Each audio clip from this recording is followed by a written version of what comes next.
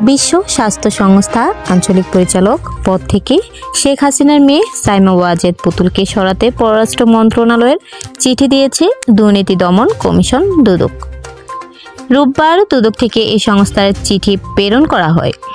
এর আগে গত 15 জানুয়ারি দুর্নীতির মাধ্যমে বিশ্ব স্বাস্থ্য সংস্থার আঞ্চলিক পরিচালক পদ থেকে পরিচালক পদে নিয়োগ পাওয়ার বিষয়ে সাইমা ওয়াজেদ পুতুলের বিরুদ্ধে অনুসন্ধানের সিদ্ধান্ত নেয় দুদক। সংস্থাটির মহাপরিচালক মোহাম্মদ আক্তার হোসেন জানান, যোগ্যতা না থাকা সত্ত্বেও পুতুলকে বিশ্ব স্বাস্থ্য সংস্থার আঞ্চলিক পরিচালক নিয়োগে শেখ হাসিনা প্রভাব খাটিয়েছেন।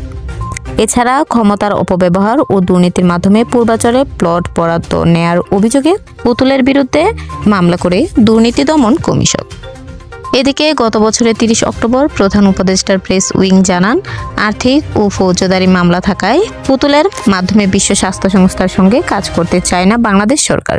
তাই এখন থেকে তার পরিবর্তে WHOর সঙ্গে সরাসরি কাজ করতে সংস্থাটিকে চিঠি দেওয়া হয়েছে। উল্লেখ্য, 2024 সালের ফেব্রুয়ারিতে বিশ্ব স্বাস্থ্য সংস্থার দক্ষিণ পূর্ব এশিয়া আঞ্চলিক পরিচালক পদে নিয়োগ পান সাইমা ওয়াজেদ পুতুল।